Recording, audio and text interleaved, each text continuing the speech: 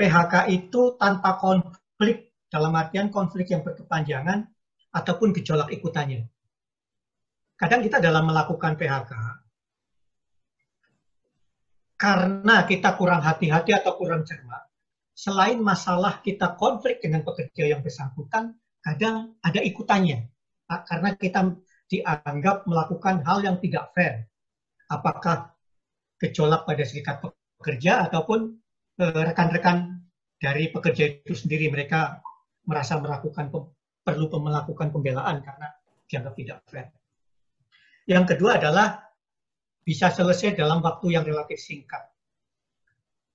Nah, bagaimana kita agar bisa menyelesaikan waktu yang relatif singkat? Satu, maksimalkan di proses bipartit. Jadi pengalaman saya, baik sebagai manajer HR maupun sebagai lawyer, saya selalu mengingatkan kepada klien atau kepada manajemen pada saat saya menjadi HR adalah maksimalkan di proses bipartit. Kalau bisa, selesai di bipartit. Karena di situ pada saat masing-masing pihak bisa menyampaikan secara musyawarah atau secara kita bisa memaksimalkan proses win-win solution. Kalau di dalam proses bipartit kita bisa maksimalkan dan bisa menjadi jalan keluar yang baik, maka hasilnya adalah kita membuat kesepakatan bersama. Ya.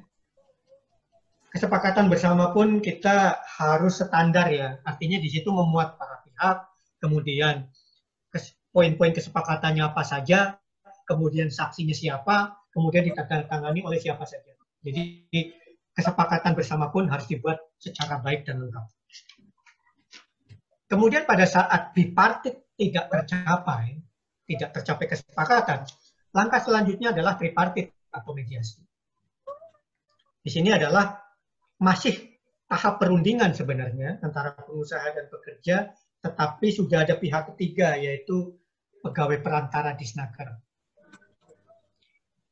Nah, pada saat tahap mediasi ini kita sudah siap dengan seperti yang tadi saya sampaikan di awal ya, siap dengan data, siap dengan narasi yang baik atau urean kenapa kita harus melakukan PHK, alasannya apa, pekerja melakukan kesalahan apa, kondisinya bagaimana. Itu kita harus sudah mulai lengkap pada saat mediasi. Yang kemudian bukti-bukti dokumen. Berapa kali kita melakukan teguran. Ini kalau berupa kesalahan pekerja. Kalau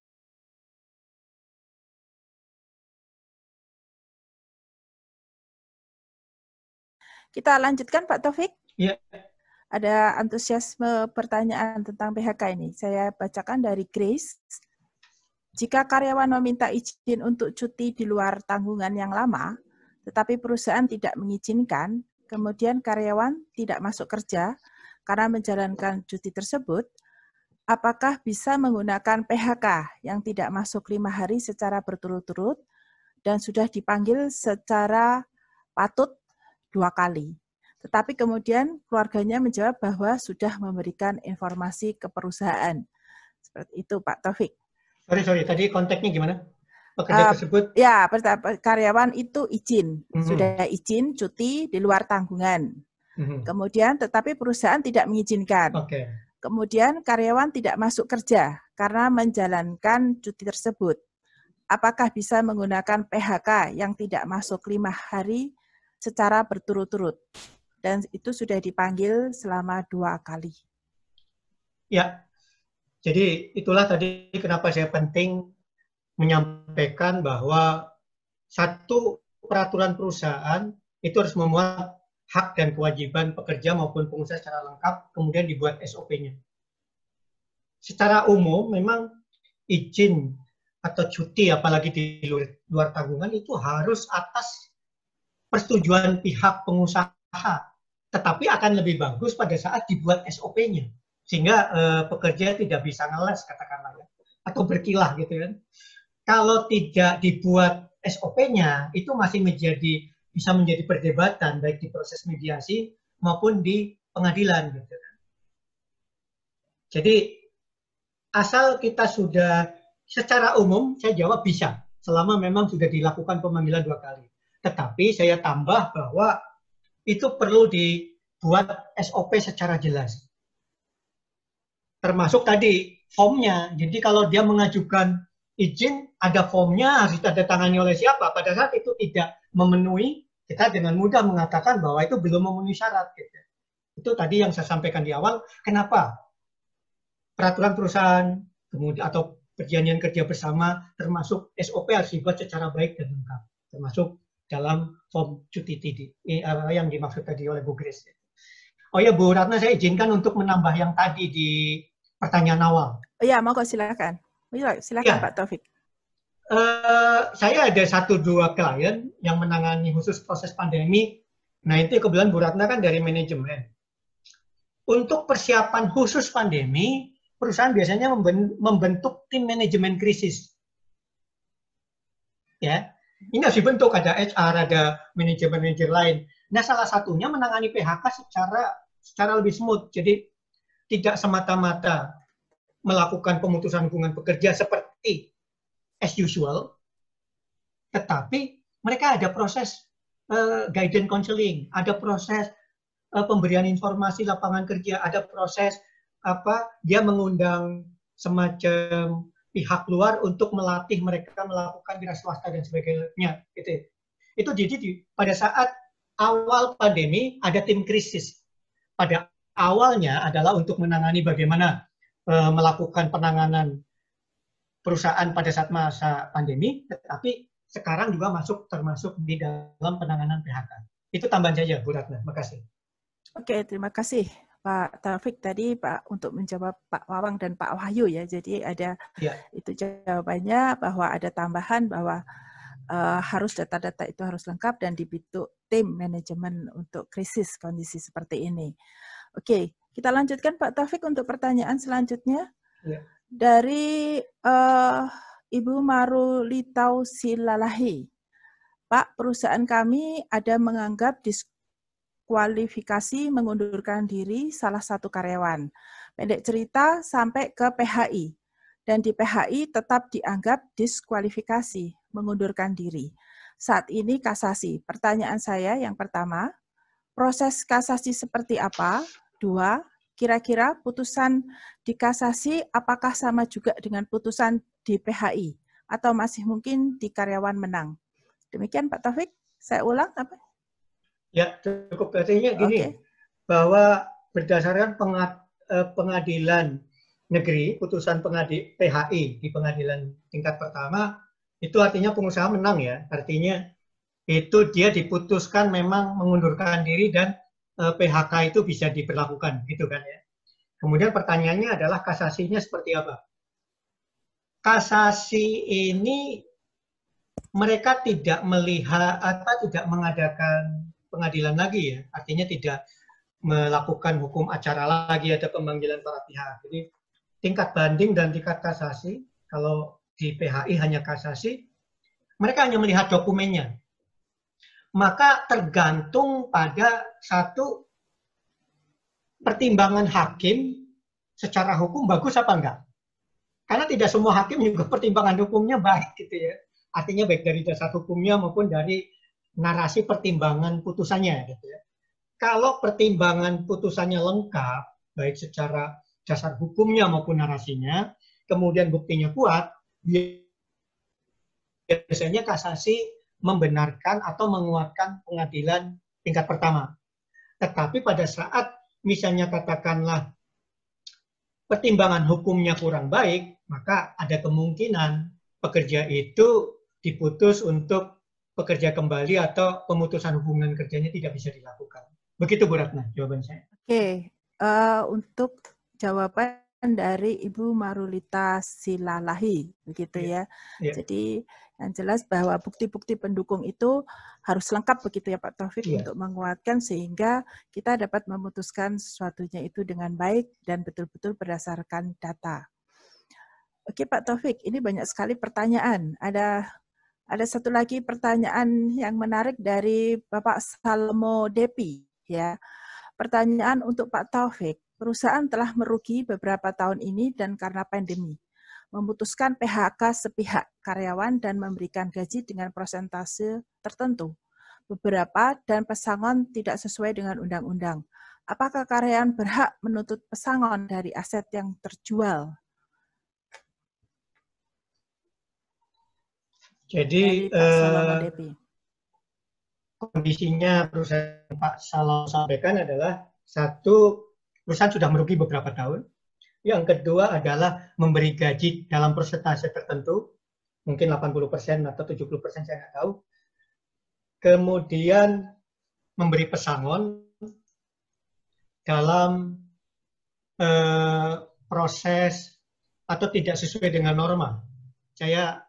Kesimpulan saya seperti itu, Bu Ratna. Iya.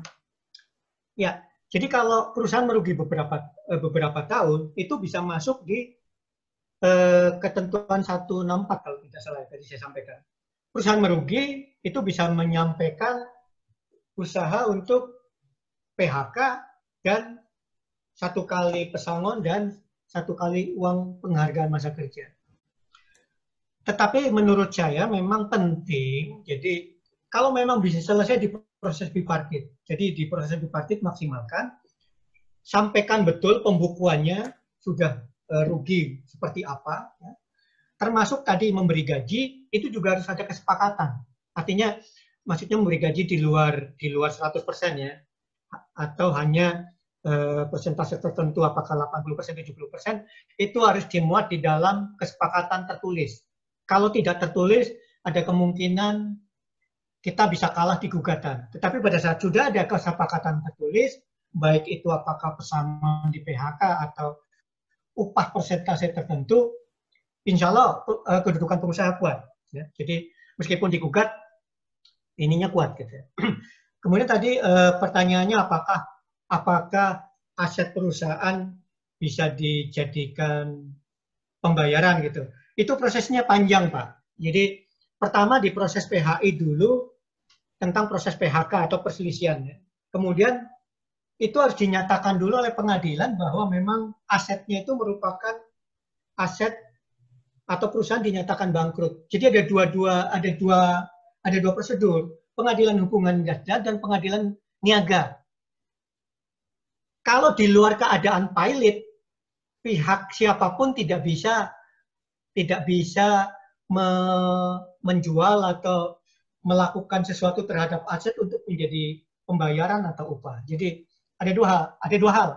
Jadi kalau proses PHK itu melalui PHI, proses untuk pilot itu ada di pengadilan niaga. Dan tanpa perusahaan diputuskan pilot, itu tidak bisa dilakukan apa-apa terhadap aset perusahaan.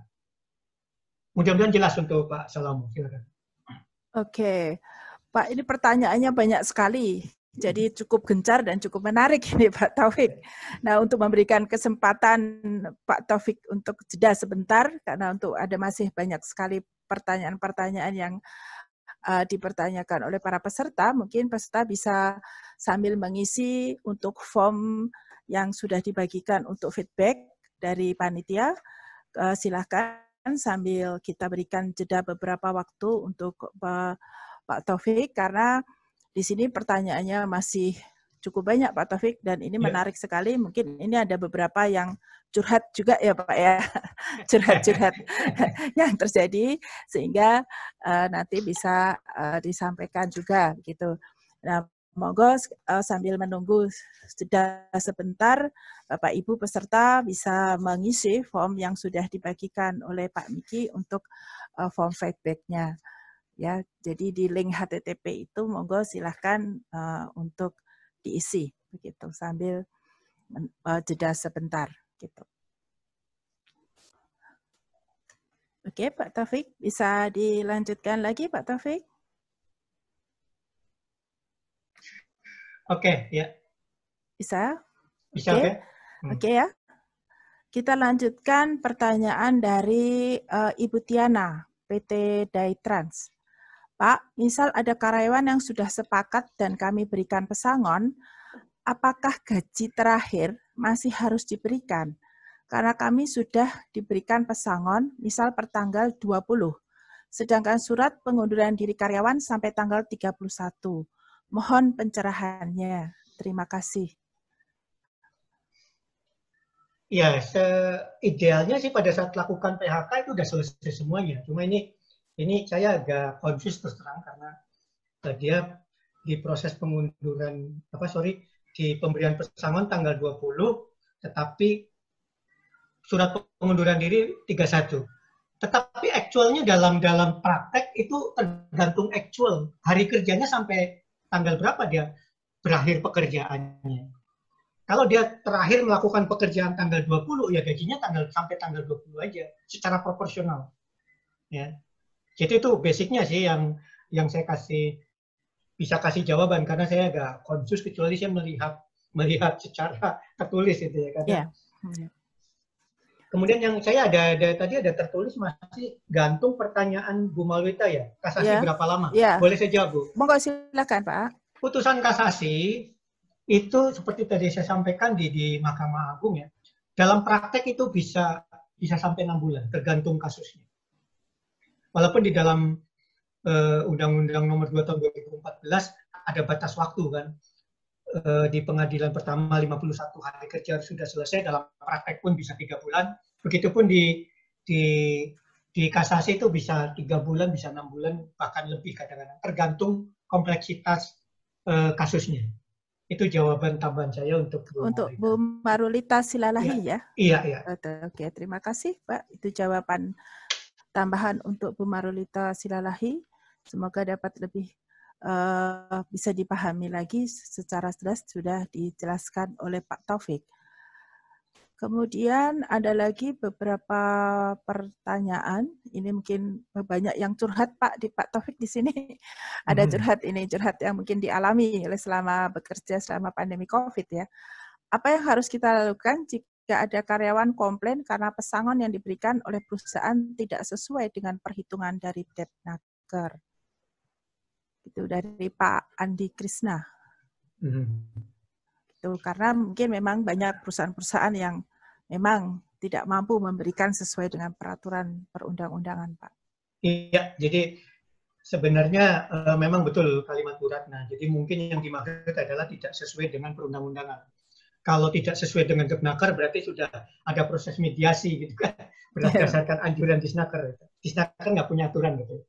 Tetapi berdasarkan undang-undang.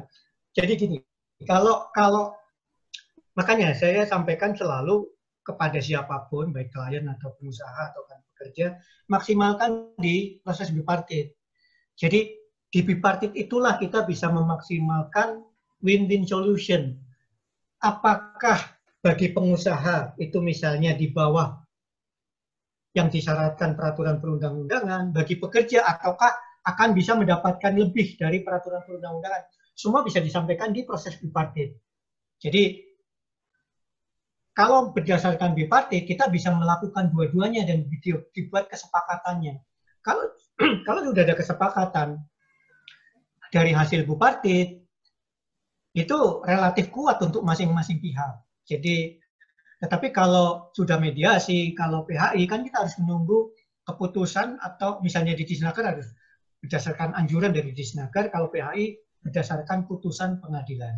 Tetapi apakah bisa di bawah peraturannya kalau itu sudah sepakat di dalam proses bipartit dan ada kesepakatan bersama ya bisa. Saya kira itu jawaban saya, Bu Ratna.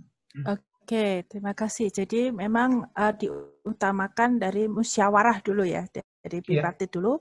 Kalau bisa diselesaikan secara kekeluargaan dengan komunikasi, begitu ya. Karena ini memang tugas HR yang cukup berat ya Pak ya. Betul. Karena harus memutus hubungan kerja dari para karyawannya. Karena memang kadang-kadang memang kondisi, apalagi di saat pandemi ini, sungguh sangat luar biasa, banyak sekali permasalahan yang sangat banyak di perusahaan-perusahaan, terutama untuk finansialnya. Kemudian kita lanjutkan mungkin Pak ya, Pak mungkin masih ada beberapa saat, mungkin kita batasi sampai 5 penanya lagi mungkin ya, ini masih ada waktu. Boleh. Masih kemudian, ada waktu setengah jam lagi. Ya, ada setengah jam.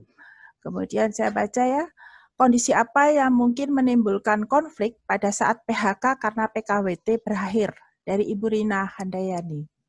Kondisi apa yang mungkin menimbulkan konflik pada saat PHK karena PKWT berakhir? Ya, kalau PKWT berakhir itu termasuk perjanjian kerja waktu tertentu, maksudnya ya, artinya kontrak, itu termasuk yang diizinkan oleh undang-undang. Jadi idealnya nggak ada masalah gitu, karena memang PKWT-nya berakhir, ya tidak akan ada masalah, kecuali kalau PKWT-nya tidak sesuai dengan persyaratan seperti yang ditentukan oleh undang-undang. Kan di undang-undang ada batasannya ya untuk PKWT. Jadi satu, tidak boleh merupakan kegiatan utama. Yang kedua, tidak boleh lebih dari 1 kali masa perpanjangan. Jadi kalau perpanjangannya berkali-kali ya, itu bisa menimbulkan potensi konflik atau bisa menjadi masalah. Atau katakanlah misalnya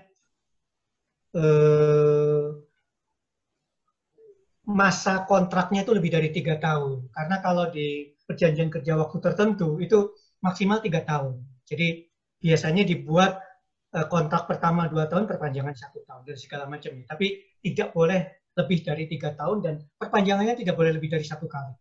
Selama syarat-syarat itu dipenuhi, kemungkinan ada konflik kecil atau misalnya diajukan gugatan pun akan kalah, ditolak. Tetapi pada saat yang menjadi kemungkinan adalah pada saat kontraknya tidak sesuai dengan seperti yang disyaratkan oleh undang-undang, maka akan muncul masalah kontraknya, bukan pengakhiran hubungan kerjanya. Saya kira gitu, Bu Ratna. Oke, jadi sesuai dengan kontrak apa yang sudah dituliskan begitu ya. Nah, kita ada pertanyaan selanjutnya yang kalau tadi pertanyaan adalah karyawan selama masih dalam perusahaan, Pak. Tapi ini ada satu yang bertanya yang luar biasa, agak berbeda. Apa saja hak karyawan pensiun?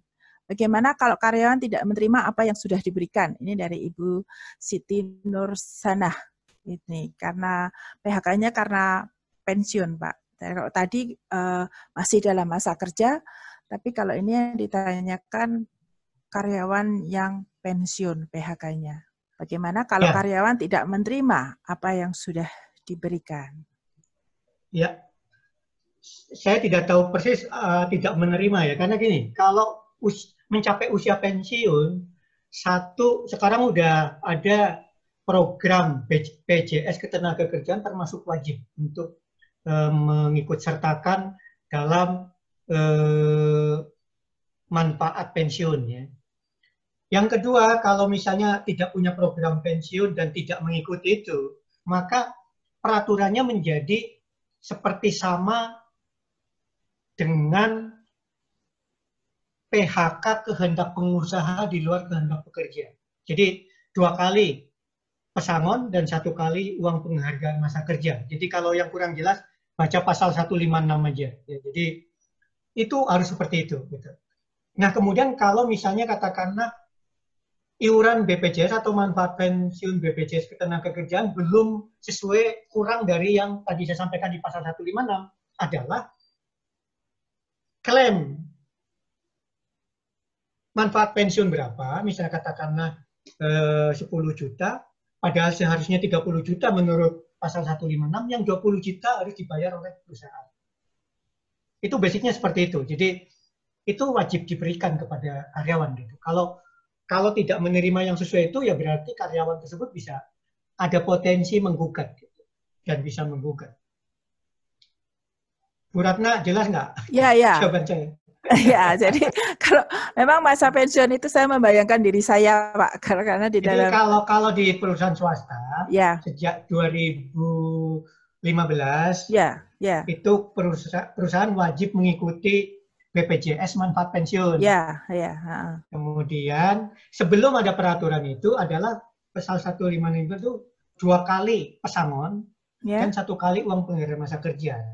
Karena misalnya 5 tahun masa kerja, ya berarti 5 bulan gaji plus kalau masih di bawah 6 tahun 2 kali berarti 7 bulan gaji. Gitu.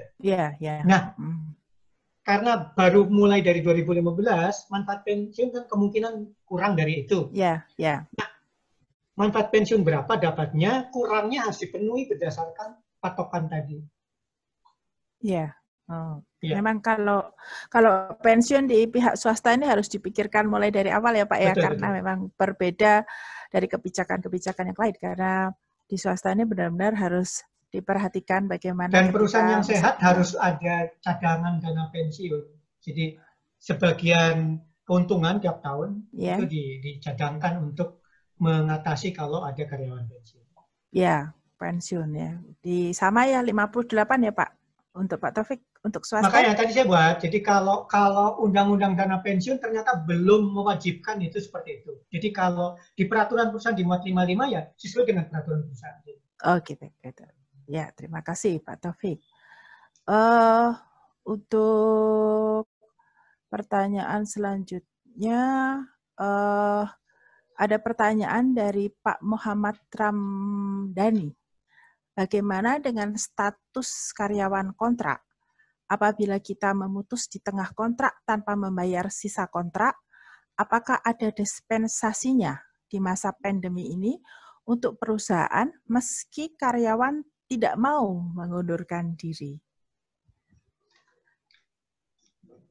Ya, basic perjanjian kerja waktu tertentu atau kontrak, itu ketentuan di undang-undang tertulisnya clear, jadi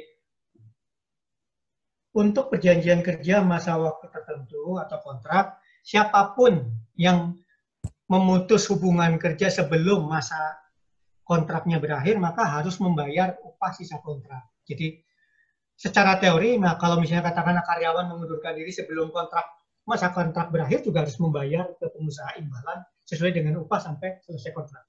Pengusaha kalau mem-PHK karyawan sebelum masa kontrak juga harus membayar upah sisa kontrak. Jadi itu basicnya seperti itu. Yeah. Dan di pengadilan biasanya diputuskan seperti itu. Nah, apakah mungkin kurang dari itu? Kembali lagi di bipartit. Kita buat kesepakatan yang memang ada kemungkinan bisa di luar atau kurang dari yang ditentukan oleh undang-undang. Saya kira itu. Ya, oke. Terima kasih Pak Taufik Salim. Selanjutnya pertanyaan dari Bapak Hidayat Mufti. Ya, Pak Hidayat, ini saya sering sekali bertemu, tapi kita tidak pernah bertutur sapa bersama ya Pak ya. Pak Hidayat ini termasuk aktif di dalam forum ini. Ada pertanyaan yang terlibat di bipartit adalah perusahaan dan karyawan. Selanjutnya bagaimana posisi SP ini serikat pekerja, di mana legalitasnya? Begitu Pak Taufik, saya ulang. Yang terlibat di bipartit adalah perusahaan dan karyawan. Selanjutnya, posisi serikat pekerja, di mana legalitasnya?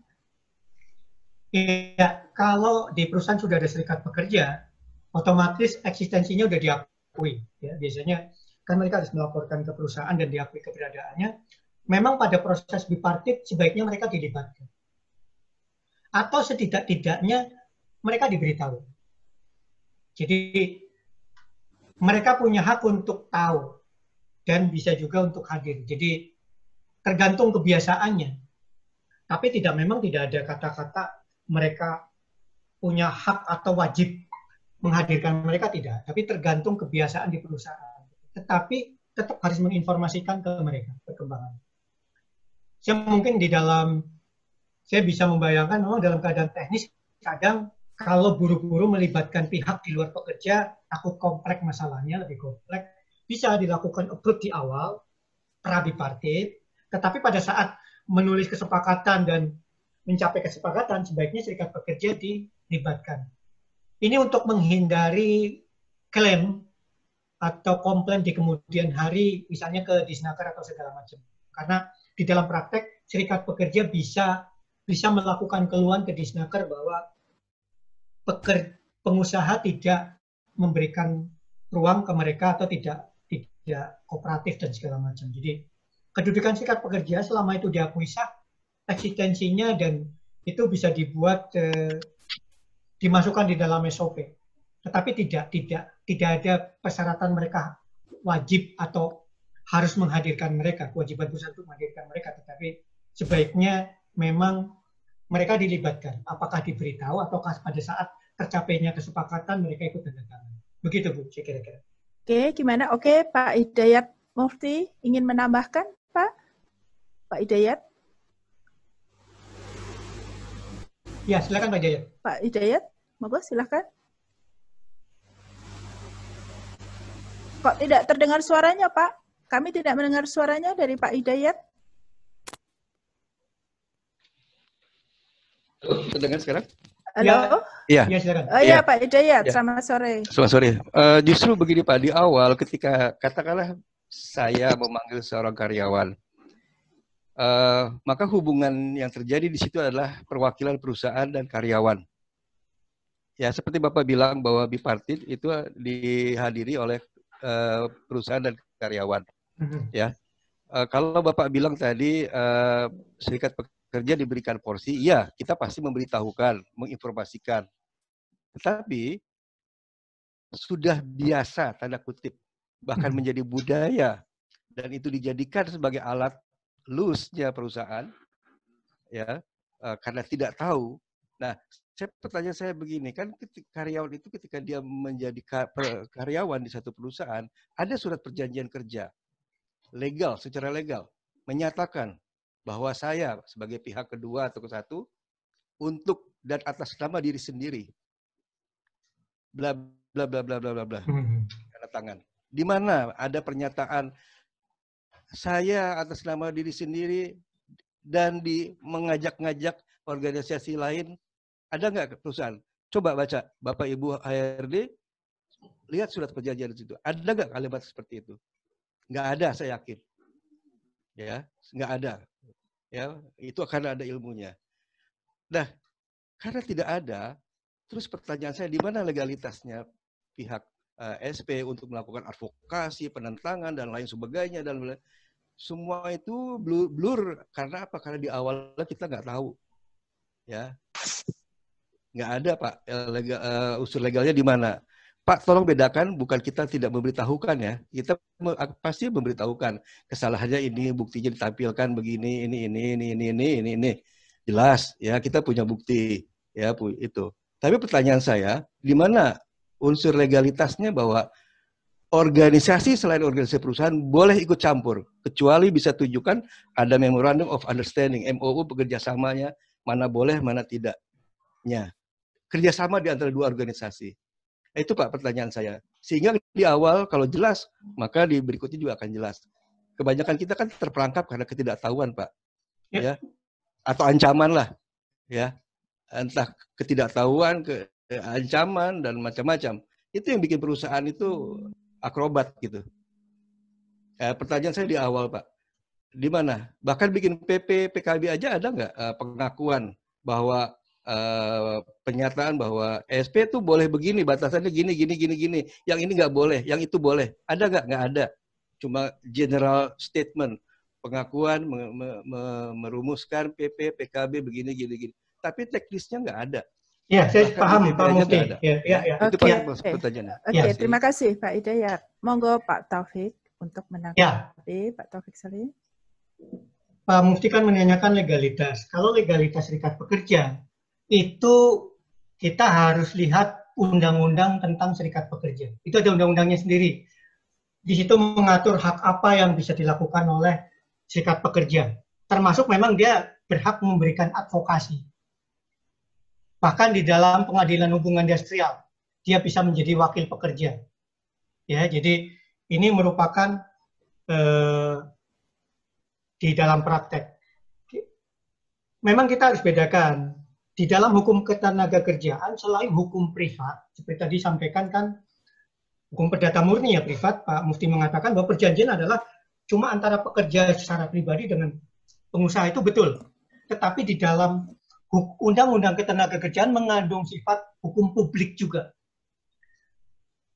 Apa yang disebut hukum publik, di mana peran serta pemerintah ikut campur banyak di dalam peraturan itu. Ya, jadi serikat pekerja memang punya hak berdasarkan undang-undang serikat pekerja, Pak. Jadi nanti mungkin di dalam sesi lain itu kita bahas tentang eksistensi serikat pekerja gitu. Dan memang dia punya hak untuk memberikan advokasi. Nah, tadi disinggung masalah peraturan perusahaan atau PKB. Kalau di dalam peraturan perusahaan memang kita tidak harus melibatkan serikat pekerja. Karena di peraturan perusahaan syaratnya hanya memberitahu perwakilan pekerja.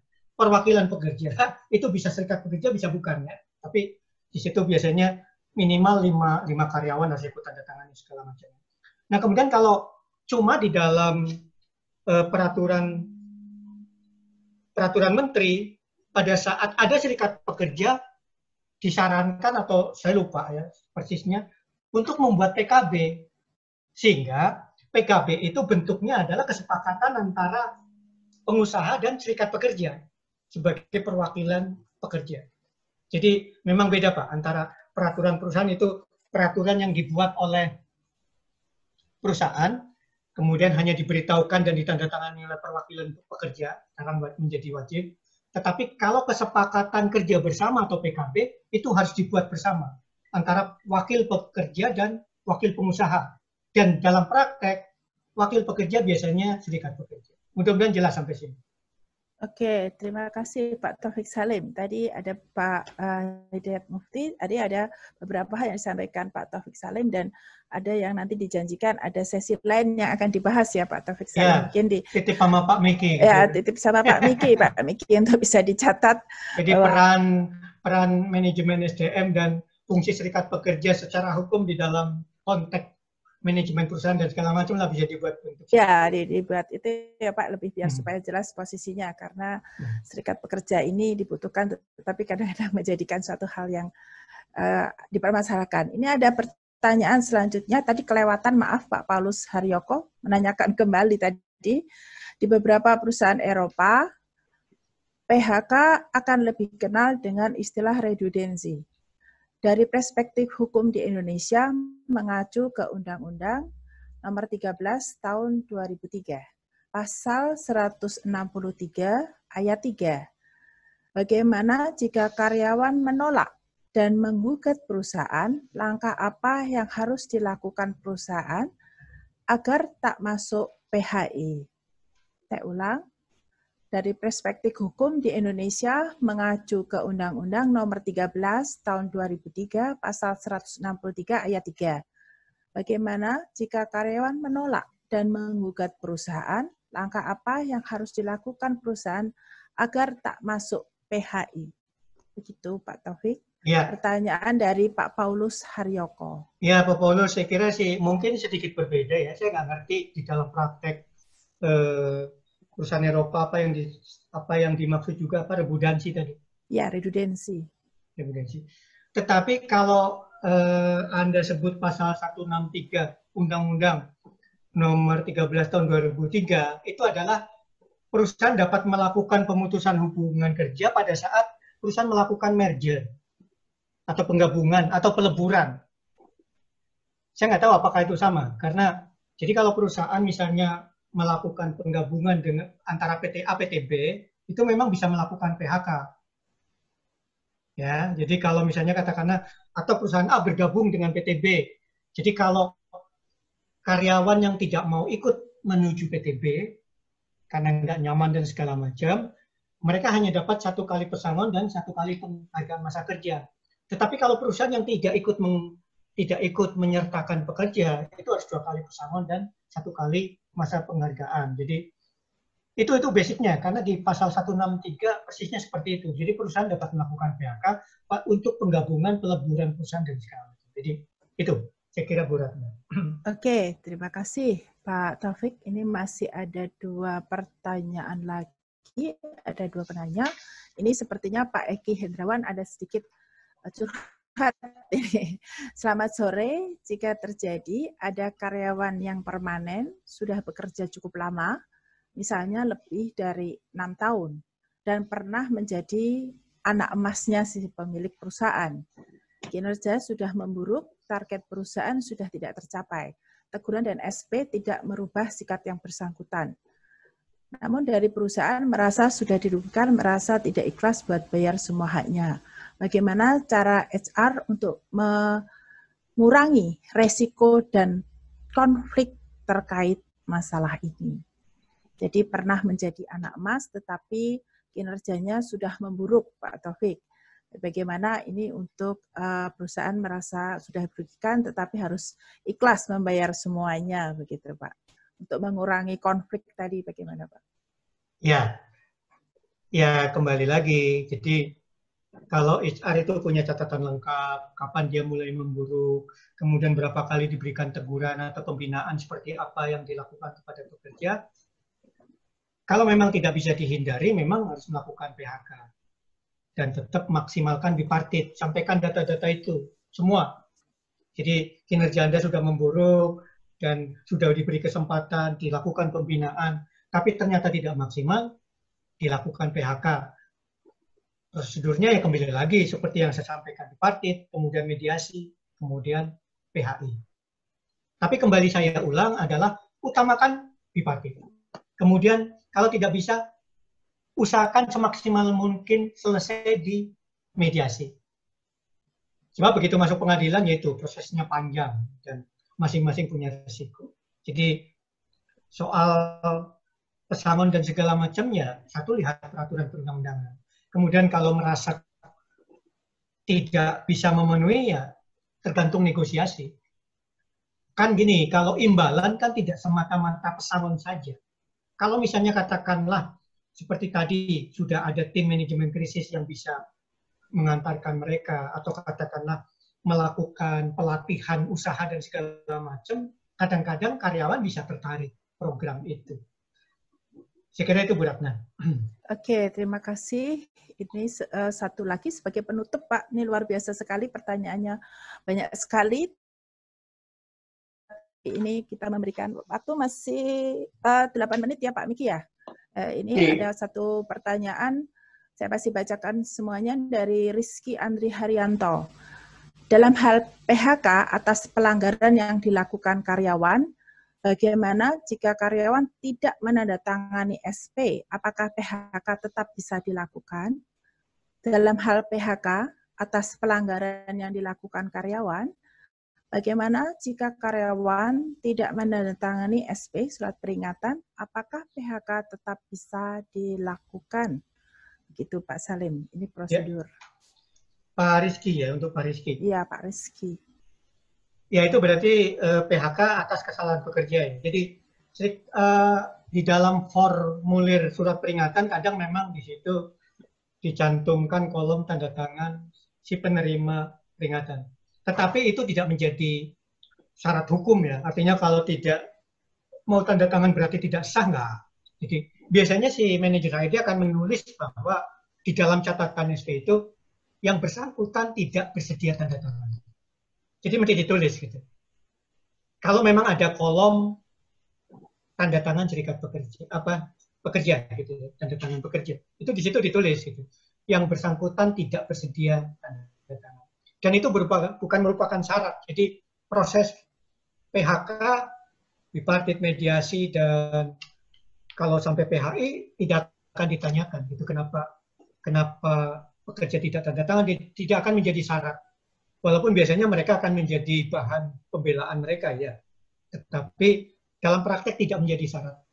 Tetapi sebaiknya memang ditulis di kolom tanda tangan pekerja bahwa yang bersangkutan tidak bersedia tanda tangan. Proses masih bisa tetap dilakukan dan bukan merupakan syarat. Begitu Bu Ratna. Oke, terima kasih.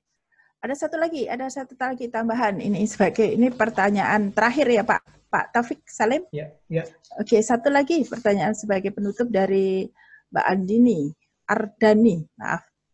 Saat perusahaan mem-PHK karyawan karena kelalaiannya mengakibatkan kerusakan unit inventaris perusahaan, apakah wajib diberikan pesangon? Kemudian juga apakah perusahaan bisa minta ganti kerugian kepada karyawan? Saya ulang Pak.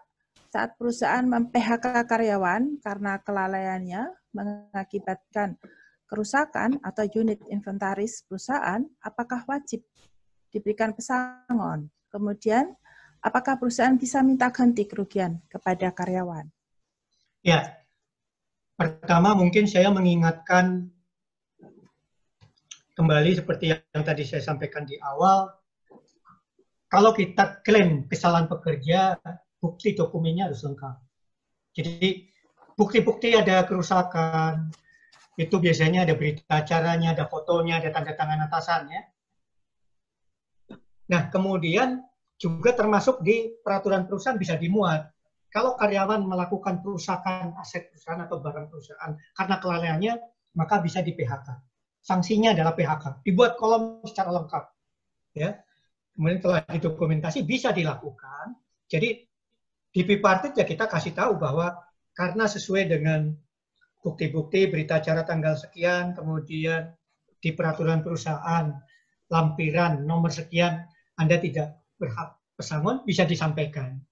Tetapi memang lebih bijak biasanya ada semacam uang pisah, apakah 1 bulan atau 2 bulan.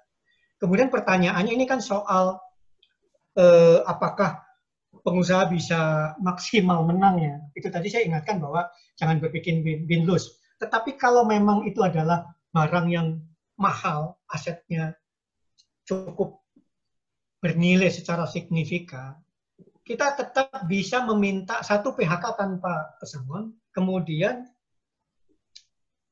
mereka mengganti, yaitu dimuat saja di dalam, saya kira kalau di kasus seperti ini susah selesai di bipartit ya, karena kan ini target dari perusahaan maksimal, tidak akan memberikan pesangon dan meminta penggantian kerusakan. Ya disampaikan saja di proses mediasi, di Snaker. Kemudian kalau tidak selesai di mediasi berarti harus PHI, buktinya harus lengkap, datanya harus lengkap. Maka sebaiknya catatan-catatannya harus termuat lengkap di base data dokumen perusahaan, dan yang kedua tadi pernah diberikan surat peringatan, kemudian berita acaranya dan segala macam, dan di dalam peraturan perusahaan sudah termuat lengkap apa sanksinya dan segala macam. Maka diharapkan perusahaan kita di pengadilan hubungan industrial kita bisa menang dengan dasar penyampaian kita.